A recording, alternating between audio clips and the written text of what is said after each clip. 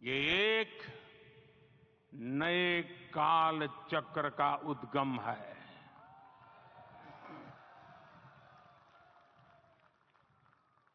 राम मंदिर के भूमि पूजन के बाद से प्रतिदिन पूरे देश में उमंग और उत्साह बढ़ता ही जा रहा था। निर्माण कार्य देख देशवासियों में हर दिन एक नया विश्वास पैदा हो रहा था। आज हमें सदियों के उस धैर्य की धरोहर मिली है। आज हमें श्री राम का मंदिर मिला है। गुलामी की मानसिकता को तोड़कर उठ खड़ा हो राष्ट्र। अतीत के हर दंश से हौसला लेता हुआ राष्ट्र ऐसे ही नव इतिहास का सृजन करता है। आज से 1000 साल बाद भी लोग आज की इस तारीख की, आज के इस पल की चर्चा करेंगे। और ये कितनी बड़ी राम कृपा है कि हम सब इस पल को जी रहे हैं, इसे साक्षात घटित होते देख रहे हैं। आज दिन दिशाएं, दिग दिगंत सब दिव्यता से परिपूर्ण है। ये समय सामान्य समय नहीं है। ये काल के चक्र पर सर्वकालिक शाही से अंकित हो रही अमिट स्मृति रेखाएं हैं। साथियों, हम सब जानते हैं कि जहां राम का काम होता है वहां पवन पुत्र हनुमान अवश्य विराजमान होते हैं। इसलिए मैं राम भक्त हनुमान और हनुमान गढ़ी को भी प्रणाम करता हूं। मैं माता जानकी, लक्ष्मण जी, भरत, शत्रुघ्न सबको नमन करता हूं। मैं पावन अयोध्यापुरी और पावन सरयू को भी प्रणाम करता हूं। मैं इस पल दैवीय अनुभव कर रहा हूं कि जिनके आशीर्वाद से ये महान कार्य पूरा हुआ है। वे दिव्य आत्माएं, वे दैवीय विभूतियां भी इस समय हमारे आसपास उपस्थित है। मैं इन सभी दिव्य चेतनाओं को भी कृतज्ञता पूर्वक नमन करता हूं। मैं आज प्रभु श्री राम से क्षमा याचना भी करता हूं। हमारे पुरुषार्थ, हमारे त्याग, तपस्या में कुछ तो कमी रह गई होगी कि हम इतनी सदियों तक ये कार्य कर नहीं पाए। आज वो कमी पूरी हुई है।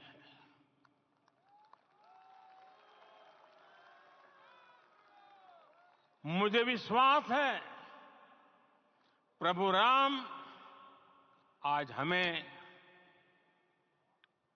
अवश्य क्षमा करेंगे।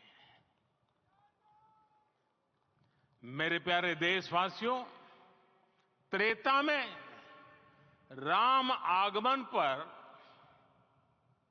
पूज्य संत तुलसीदास जी ने लिखा है, प्रभु बिलो की हर से पुरबासी, जनित वियोग विपत्ति समनासी। अर्थात प्रभु का आगमन देकर ही सब अयोध्यावासी, समग्र देशवासी हर्ष से भर गए। लंबे वियोग से जो आपत्ति आई थी उसका अंत हो गया। उस कालखंड में तो वो वियोग केवल 14 वर्षों का था, तब भी इतना असह्य था। इस युग में तो अयोध्या और देशवासियों ने सैकड़ों वर्षों का वियोग सहा है।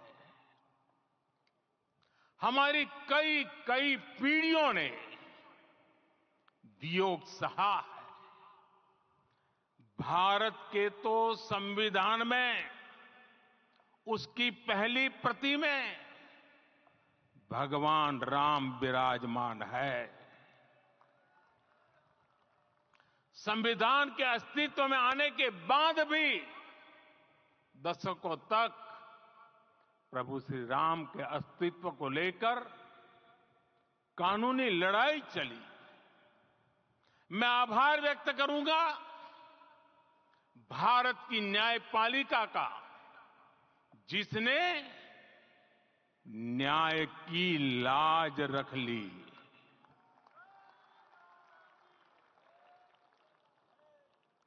न्याय के पर्याय प्रभु राम का मंदिर भी न्यायबद्ध तरीके से ही बना। साथियों, आज गांव-गांव में एक साथ कीर्तन संकीर्तन हो रहे हैं। आज मंदिरों में उत्सव हो रहे हैं, स्वच्छता अभियान चलाए जा रहे हैं। पूरा देश आज दीपावली मना रहा है। आज शाम घर घर राम ज्योति प्रज्वलित करने की तैयारी है। कल मैं श्री राम के आशीर्वाद से धनुषकोडी में राम सेतु के आरंभ बिंदु अरिचल मुनाई पर था। जिस घड़ी प्रभु राम समुद्र पार करने निकले थे, वो एक पल था जिसने काल चक्र को बदला था। उस भावमय पल को महसूस करने का मेरा ये विनम्र प्रयास था। वहां पर मैंने पुष्प वंदना की। वहां मेरे भीतर एक विश्वास जगा कि जैसे उस समय काल चक्र बदला था, उसी तरह अब काल चक्र फिर बदलेगा और शुभ दिशा में बढ़ेगा। अपने 11 दिन के व्रत अनुष्ठान के दौरान मैंने उन स्थानों का चरण स्पर्श करने का प्रयास किया जहां प्रभु राम के चरण पड़े थे। चाहे वो नासिक का पंचवटी धाम हो, केरला का पवित्र त्रिपायर मंदिर हो, आंध्र प्रदेश में लेपाक्षी हो, श्रीरंगम में रंगनाथ स्वामी मंदिर हो, रामेश्वरम में श्री रामनाथ स्वामी मंदिर हो, या फिर धनुषकोडी। मेरा सौभाग्य है कि इसी पुनीत पवित्र भाव के साथ मुझे सागर से सरयू तक की यात्रा का अवसर मिला। सागर से सरयू तक हर जगह राम नाम का वही उत्सव भाव छाया हुआ है। प्रभु राम तो भारत की आत्मा के कण कण से जुड़े हुए हैं। राम भारतवासियों के अंतर मन में विराजे हुए हैं। भारत में कहीं भी किसी की अंतरात्मा को छुएंगे तो इस एकत्व की अनुभूति होगी और यही भाव सब जगह मिलेगा। इससे उत्कृष्ट, इससे अधिक देश को समायोजित करने वाला सूत्र और क्या हो सकता है। मेरे प्यारे देशवासियों, मुझे देश के कोने कोने में अलग अलग भाषाओं में रामायण सुनने का अवसर मिला है, लेकिन विशेषकर पिछले 11 दिनों में रामायण अलग अलग भाषा में अलग राज्यों से मुझे विशेष रूप से सुनने का मौका मिला। राम को परिभाषित करते हुए ऋषियों ने कहा है, रमन्ते यस्मिन् इति रामः, अर्थात जिसमें रम जाए वही राम है। राम लोक की स्मृतियों में, पर्वत से लेकर परंपराओं में सर्वत्र समाये हुए हैं। हर युग में लोगों ने राम को जिया है। हर युग में लोगों ने अपने अपने शब्दों में अपनी अपनी तरह से राम को अभिव्यक्त किया है और ये राम रस जीवन प्रवाह की तरह निरंतर बहता रहता है। प्राचीन काल से भारत के हर कोने के लोग राम रस का आचमन करते रहे हैं। राम कथा असीम है और रामायण भी अनंत है। राम के आदर्श, राम के मूल्य, राम की शिक्षाएं सब जगह एक समान है। प्रिय देशवासियों, आज इस ऐतिहासिक समय में देश उन व्यक्तित्वों को भी याद कर रहा है जिनके कार्य और समर्पण की वजह से आज हम ये शुभ दिन देख रहे हैं। राम के इस काम में कितने ही लोगों ने त्याग और तपस्या की पराकाष्ठा करके दिखाई है। उन अनगिनत राम भक्तों के, उन अनगिनत कार सेवकों के, उन अनगिनत संत महात्माओं के हम सब ऋणी हैं। साथियों, आज का ये अवसर उत्सवता का क्षण तो है ही, लेकिन इसके साथ ही यह क्षण भारतीय समाज की परिपक्वता के बोध का भी क्षण है। हमारे लिए ये अवसर सिर्फ विजय का नहीं, विनय का भी है।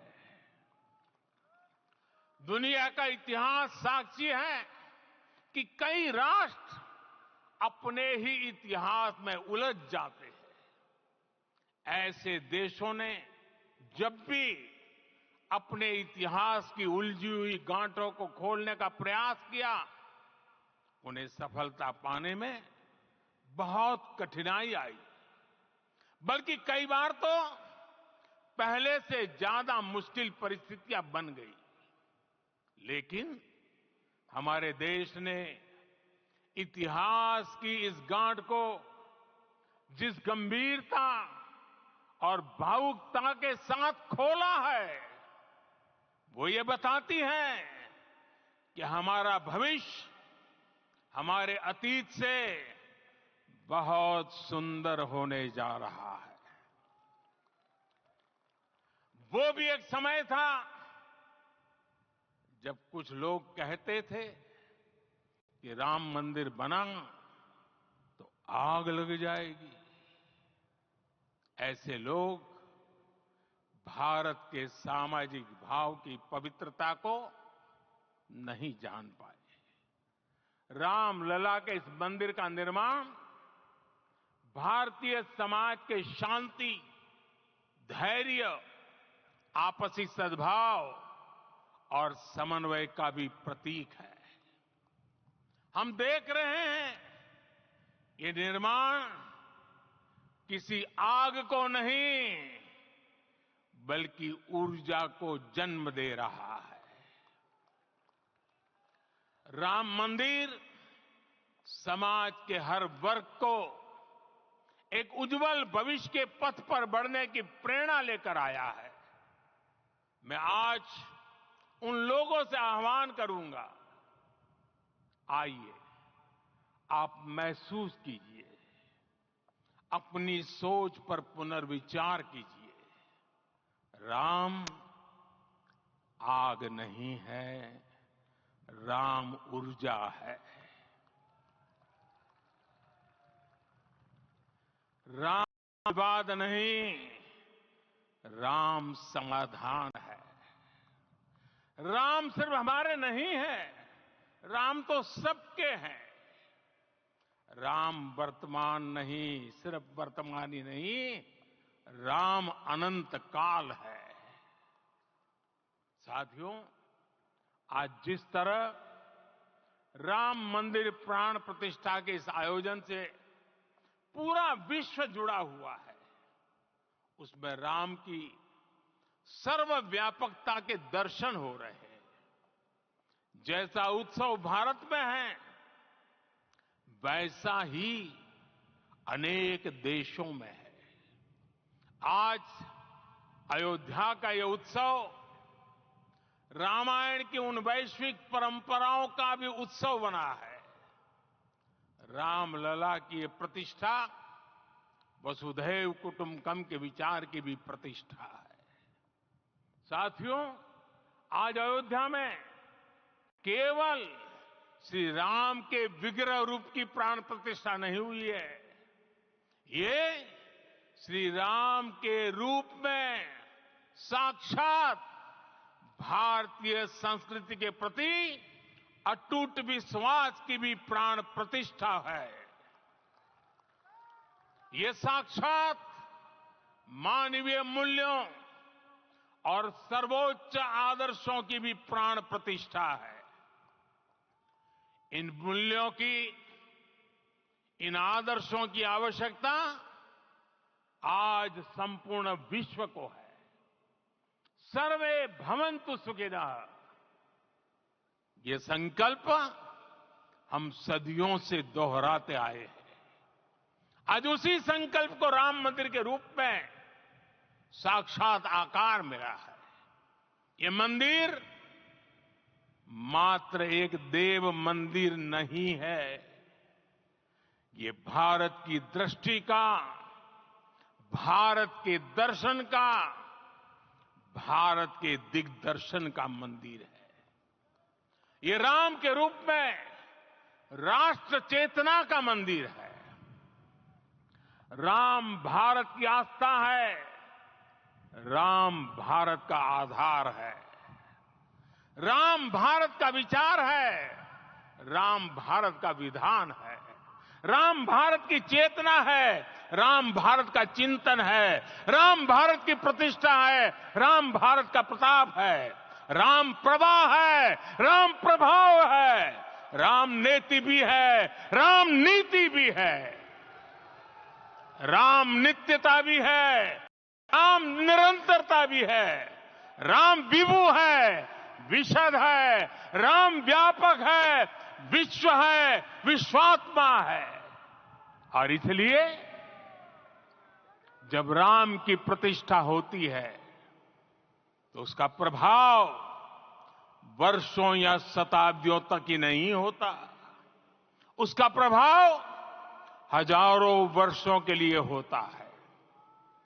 महर्षि वाल्मीकि ने कहा है, राज्यम 10 सहस्त्राणि प्राप्य वर्षाणि राघव, अर्थात राम 10,000 वर्षों के लिए राज्य पर प्रतिष्ठित हुए, यानी हजारों वर्षों के लिए राम राज्य स्थापित हुआ।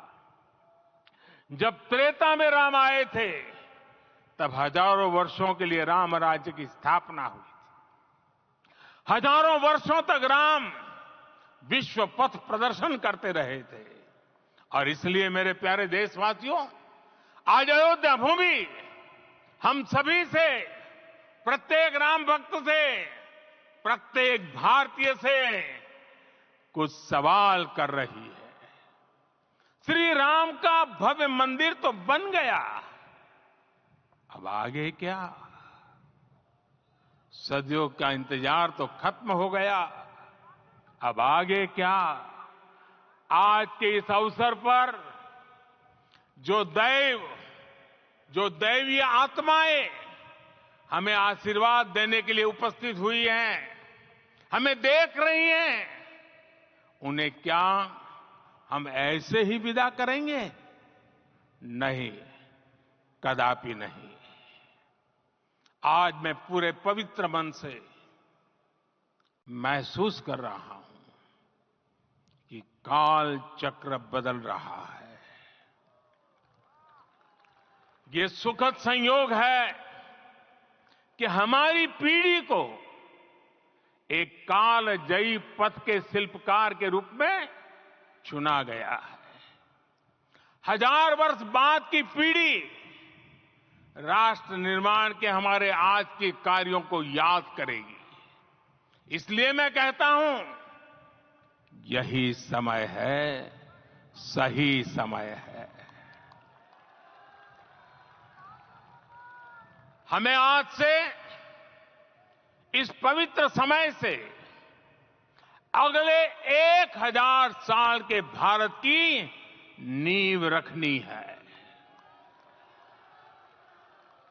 मंदिर निर्माण से बढ़कर अब हमें सभी देशवासी यही इस पल से समर्थ, सक्षम, भव्य, दिव्य भारत के निर्माण की सौगंध लेते हैं।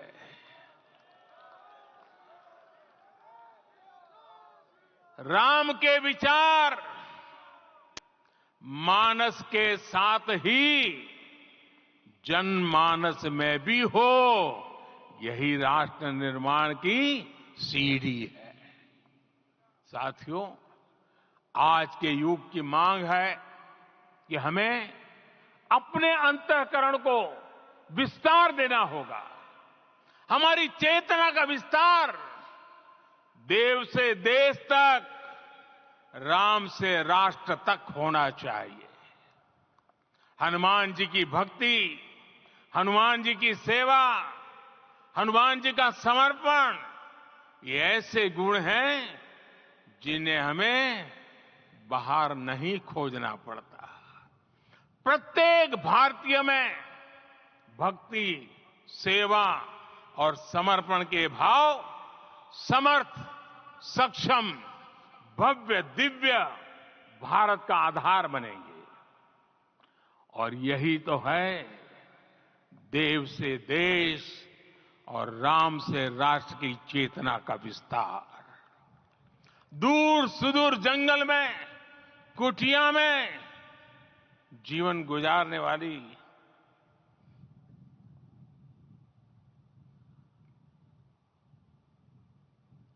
मेरी आदिवासी मां शबरी का ध्यान आते ही अप्रतिम विश्वास जागृत होता है। मां शबरी तो कब से कहती थी, राम आएंगे।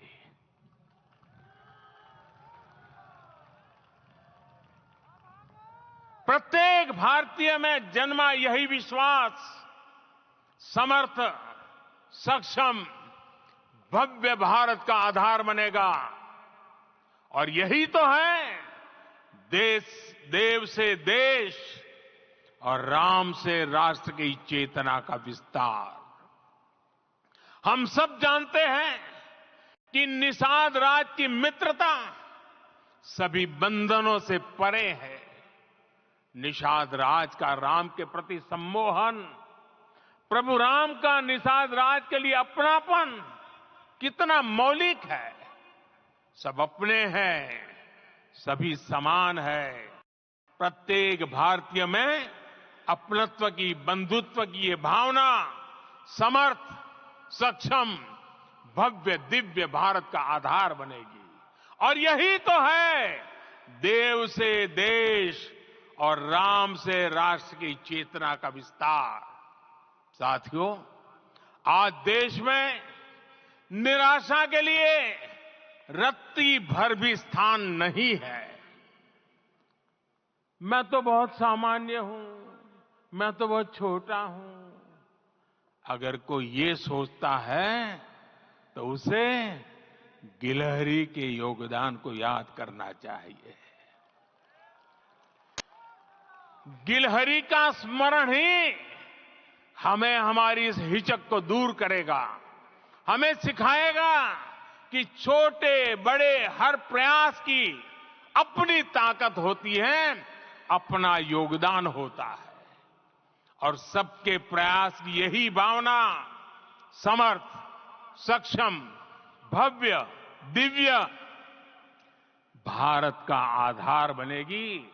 और यही तो देव से देश और राम से राष्ट्र का, राष्ट्र की चेतना का विस्तार। साथियों, लंकापति रावण प्रकांड ज्ञानी थे, अपार शक्ति के धनी थे, लेकिन जटायु जी की मूल्य निष्ठा देखिए। वे महाबली रावण से भिड़ गए। उन्हें भी पता था कि वो रावण को परास्त नहीं कर पाएंगे, लेकिन फिर भी उन्होंने रावण को चुनौती दी। कर्तव्य की यही पराकाष्ठा समर्थ, सक्षम, भव्य, दिव्य भारत का आधार है। और यही तो है देव से देश और राम से राष्ट्र की चेतना का विस्तार।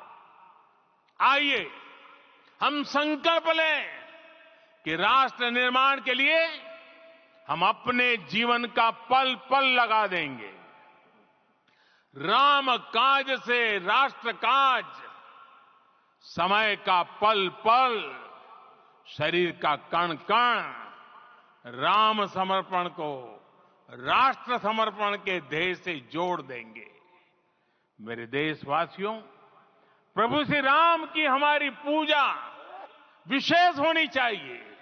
ये पूजा स्व से ऊपर उठ करके समष्टि के लिए होनी चाहिए। ये पूजा अहम से उठकर वयम के लिए होनी चाहिए। प्रभु को जो भोग चढ़ेगा वो विकसित भारत के लिए हमारे परिश्रम की पराकाष्ठा का प्रसाद भी होगा। हमें नित्य पराक्रम, पुरुषार्थ, समर्पण का प्रसाद प्रभु राम को चढ़ाना होगा। इनसे नित्य प्रभु राम की पूजा करनी होगी, तब हम भारत को वैभवशाली और विकसित बना पाएंगे। मेरे प्यारे देशवासियों, ये भारत के विकास का अमृत काल है। आज भारत युवा शक्ति की पूंजी से भरा हुआ है, ऊर्जा से भरा हुआ है।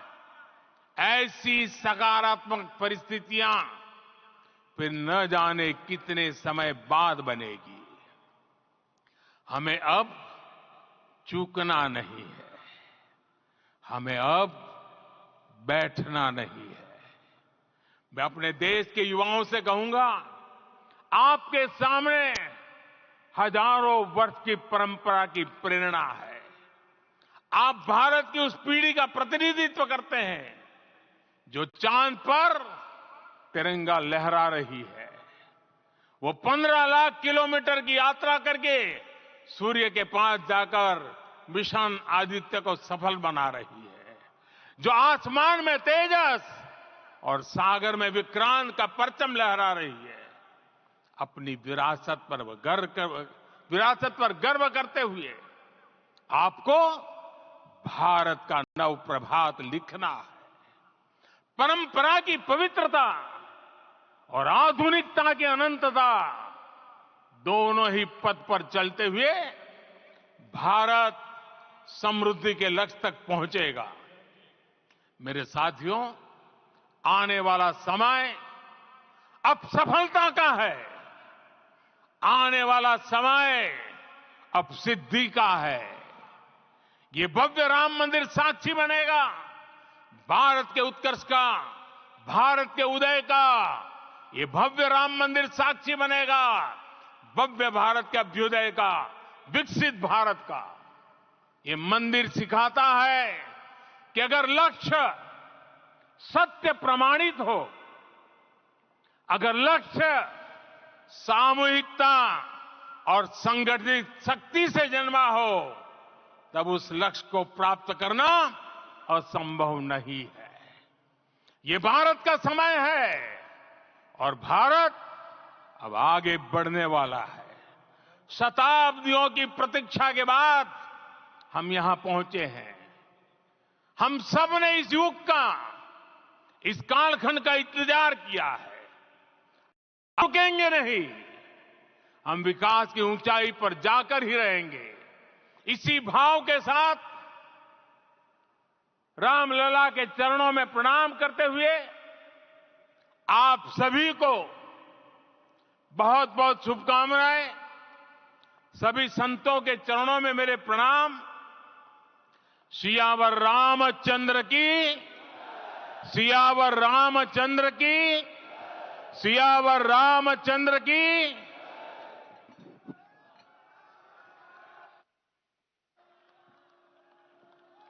मैं आपसे निवेदन करूंगा, अभी थोड़ा आसन ग्रहण करिए। माननीय प्रधानमंत्री जी यहां से कुबेर टीला की ओर प्रस्थान करेंगे।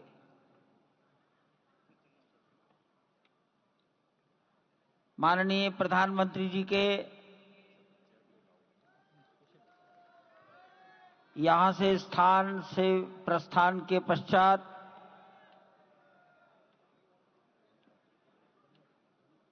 हमारे महंत नृत्य गोपाल दास जी के शिष्यगणों से निवेदन करूंगा, मंच पर आकर उनको नीचे की ओर ले जाए।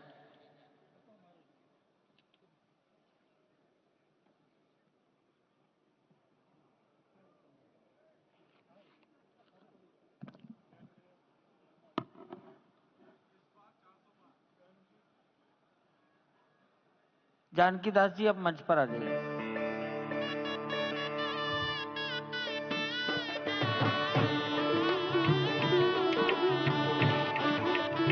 माननीय मोहन राव जी, भैया जी कहीं मिलेंगे।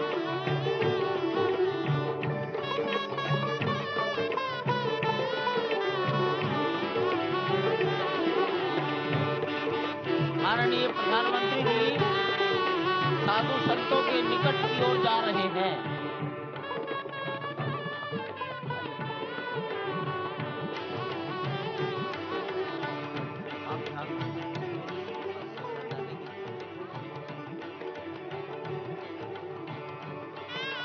माननीय प्रधानमंत्री जी बहुत निकट पहुंच गए हैं संत महापुरुषों के।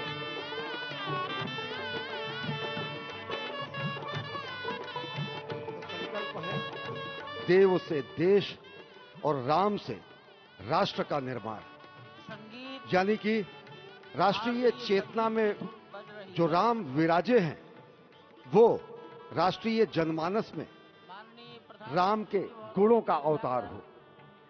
मानस में जो राम हैं, उनके गुणों का भारत के जनमानस में अंगीकार हो। निश्चित तौर से राष्ट्र निर्माण के 1000 वर्षों का जो स्वप्न प्रधानमंत्री नरेंद्र मोदी ने दिखाया है, वह निश्चित तौर से पूरी दुनिया के सामने भारत भारतीयता को नए रूप में व्याख्यायित करता है, सनातन संस्कृति को नए स्वरूप में व्याख्यायित करता है। हमारी ही संस्कृति कहती है, संगच्छध्वम संवदध्वम संवो मनांसि जानताम। हमारी ही संस्कृति कहती है, सहना भवतु सहनौ भुनक्तु। हमारी ही संस्कृति कहती है कि हम विश्व बंधुत्व के लिए अपना सर्वस्व न्यौछावर करें, राष्ट्र निर्माण में अपना सर्वस्व अंशदान करें। प्रधानमंत्री मोदी के उद्बोधन में राष्ट्रीय समरसता का संदेश पूरे विश्व में व्यापक होता हुआ भगवान श्री राम की धरा से बहुत ही आनंद का विश्व विषय की है। समरसता, विश्व की कल्याण और शांति की स्थापना का संदेश एक बार फिर से गुंजायमान होता हुआ कुछ तो है, कुछ तो खास है इस राष्ट्र में जो परब्रह्म परमात्मा को अपनी गोद में आकर्षित कर लेता है। कुछ तो खास है इस अयोध्या धाम में जो निर्गुण निराकार परब्रह्म को सगुण साकार बना देता है। कुछ तो खास है इस राष्ट्र की धूल में, इस राष्ट्र के अन्न में जो मां कौशल्या के गर्भ में उस राम को उत्पन्न कर देता है पुत्र के रूप में, और उनकी गोद में पुत्र के रूप में परब्रह्म को खेलने पर विवश कर देता है। कुछ तो खास है इस राष्ट्र में जो भक्तों की भावना के अनुरूप अनंत अनंत रूप में भगवान अपने भक्तों को दर्शन देते हैं। राम सबके हैं, राम सर्वत्र हैं, और इसीलिए आज एक ऐसे ही अद्भुत अलौकिक स्वरूप में, बाल रूप में 5 वर्ष के राघव अब अपने भक्तों को नए नवीन नूतन दर्शन के लिए पधार चुके हैं। स्वागत कीजिए भगवान श्री राम का इस नए अवतार में। आज के इस अलौकिक दिव्य द्वादशी की तिथि में, जब कूर्म अवतार का दिन, आज भगवान श्री राम ने एक बार फिर से अवतार लिया। धराधाम, अयोध्या धाम, सरयू, सब कुछ प्रसन्न, आनंदित, उल्लसित। और अभिवादन स्वीकार कर रहे हैं प्रधानमंत्री नरेंद्र मोदी। यहां पर पहुंचे हुए संत समाज का, आम जन का, जनता जनार्दन का, विशिष्ट अतिथियों का। आज अयोध्या धाम में भगवान श्री राम के मंदिर में प्राण प्रतिष्ठा कार्यक्रम इस मायने में भी विलक्षण है क्योंकि समूची भारत की सारी परंपरा, सभी धर्म, संप्रदाय, मत, पंथ, सबका यहां पर सम्मिलन हुआ है। एक यहां पर ऐसा समागम हुआ है जो सनातन संस्कृति के शाश्वत स्वरूप को स्थापित करता है। यहां पर शैव, वैष्णव, शाक्त, पत्य, गणपत्य, सिख, बौद्ध, जैन, दशानंद, शंकर, रामानुजाचार्य संप्रदाय, निम्बारका संप्रदाय, विष्णुनामी संप्रदाय, राम सनेही संप्रदाय, पंथों में घीसा पंथ, गरीबदासी, गौड़िया, कबीर पंथी, वाल्मीकि पंथी, धार्मिक संगठनों में अनेकानेक विश्व कल्याण में लगे हुए, भारत निर्माण में लगे हुए संगठनों के प्रतिनिधि, महिमा समाज, अकाली, निरंकारी, राम नामधारी, राधा स्वामी, वरकरी, वीरशैव, हर कोई भारत की समस्त मत पंथराय की जो अलग अलग धाराएं हैं वो आज उनका यहां पर समागम हुआ है, आज उनका यहां पर संगम हुआ है। और पूरी दुनिया चकित रूप में देख रही है कि किस तरीके से वैविध्य में एकता का प्रमाण, विविधता में एकता का प्रमाण, बहुरंगी सतरंगी विविध रंगी संस्कृति का आज यहां पर सम्मिलन हुआ है और पूरी दुनिया उल्लासित है। संभवतः इसीलिए कहा गया है कि मैं एक बिंदु परिपूर्ण सिंधु, यह मेरा हिंदू समाज, मेरा इसका संबंध अमर, मैं व्यक्ति और यह है समाज। इससे मैंने पाया तनमन, इससे मैंने पाया जीवन, मेरा तो बस कर्तव्य यही, सब कुछ कर दूं इसको अर्पण। मैं तो समाज की थाती हूं, मैं तो समाज का सेवक हूं, मैं तो समष्टि के लिए व्यष्टि का कर सकता बलिदान अब है। हिंदू तनमन, हिंदू जीवन, रग रग हिंदू मेरा परिचय। तो निश्चित तौर से एक जो हमारी सनातन संस्कृति का प्रतीक है वो आज पूरी दुनिया देख रही है इस परम अयोध्या धाम से। वर्षों की तपस्या पूर्ण हुई इस राष्ट्र की, कई वर्षों की तपस्या पूर्ण हुई है उन संतों की जो लगातार भगवान श्री राम के लिए अपना सर्वस्व बलिदान करते रहे। तपस्या पूर्ण हुई है स्वयं प्रधानमंत्री की जो लगातार पिछले 11 दिनों से विशेष उपवास अनुष्ठान में हैं। उनकी प्रतिज्ञा पूर्ण हुई क्योंकि वो विशेष तौर पर श्रीरंगम और श्री रामेश्वरम से खुद भगवान श्री राम के लिए उपहार लेकर के आए, और उपहार तो समस्त देश से यहां पर पहुंच रहे हैं। कोई रामलला के लिए भोग न्यौछावर कर रहा है, तो कोई उनके पोशाक तैयार कर रहा है, कोई उनके लिए हीरे जवाहरात भेज रहा है, तो जनकपुर और मिथिला वाले भार भेज रहे हैं। उस भार में सोना है, चांदी है, भाव है, भंगिमा है, प्यार है, दुलार है, संस्कार है। भी तो भगवान श्री राम सबके हैं, सर्वत्र हैं, और इसीलिए शायद ही कोई ऐसा राज्य हो इस राष्ट्र का जिसने भारत भूमि में अयोध्या धाम में भगवान श्री राम के नव्य और भव्य मंदिर के निर्माण में अपना योगदान न दिया हो।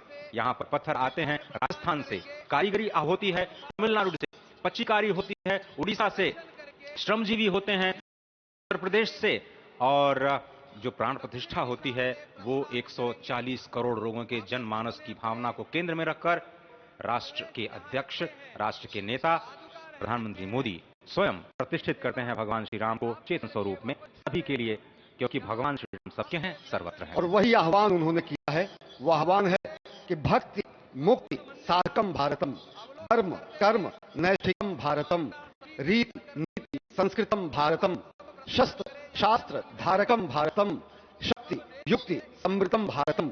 और निश्चित तौर से आज एक संकल्प की सिद्धि का दिन है और आज ही शपथ लेने का भी दिन है। आज एक और सौगंध लेने का दिन है जिसमें कहा जाता है कि अय्याम विश्वस्वदेहि शक्तिम सुशीलम जगद्येन नम्रम भवेत, श्रुतम चयत यत्कंटकाकीर मार्गम स्वयं स्वीकृतम न सुगम कार्येत। हे प्रभु, हमें ऐसी शक्ति दे कि विश्व में हमें कोई चुनौती न दे सके, ऐसा शुद्ध चरित्र दे जिसके समक्ष संपूर्ण विश्व नतमस्तक हो, और ऐसा ज्ञान दे जो स्वयं स्वीकृत कंटकाकीर्ण मार्ग को सुगम बना दे। और कंटकाकीर्ण मार्गों को सुगम बनाते हुए हम भारत को जगत गुरु की पदवी पर विश्व में स्थापित कर सके। यही कहा गया है कि परम वैभवम में निर्मेत स्वराष्ट्रम, हम अपने राष्ट्र को परम वैभव पर प्रतिष्ठित करें। और इसका आह्वान प्रधानमंत्री नरेंद्र मोदी ने अयोध्या धराधाम से आज इस युगांतकारी क्षण में दुनिया को दिया है। और इस वक्त आप देखिए, संतों के लिए दरवाजे खुल चुके हैं भगवान श्री राम के, पुरुषोत्तम श्री राम के प्राण प्रतिष्ठा के तुरंत बाद संत जन चल चुके हैं प्रभु श्री राम के उस अलौकिक दिव्य श्री का दर्शन करने के लिए, जो बाल रूप में एक बार फिर से पूरी दुनिया को मोहित कर रही है, आकर्षित कर रही है। क्यों न हो, अयोध्याम च परब्रह्म सरयू सगुणोपमान तन्निवासी जगन्नाथ सत्यम सत्यम वदाम्यहम। भगवान शिव जो कि जगत गुरु हैं, भगवान शिव जो श्री राम के सखा हैं, भगवान शिव जो श्री राम के स्वामी हैं, स्वयं मां पार्वती से कहते हैं कि अयोध्या जो परब्रह्म स्वरूपा है, सरयू का तीर जो कि साकार जलाकार परम पुरुष परमात्मा की स्वरूपा है, उस अयोध्या के निवासी समस्त जीव जगन्नाथ स्वरूप हैं। जो इस वक्त सांस ले रहे हैं अयोध्या में, वो भी अयोध्यावासी हैं। जो अपने मन से इस दृश्य को दिख रहे हैं, वो भी अयोध्यावासी हैं। जो परिकल्पना कर रहे हैं कि वो कभी अयोध्या आएंगे, भगवान श्री राम के दर्शन करेंगे, वो भी इस वक्त अयोध्यावासी हैं।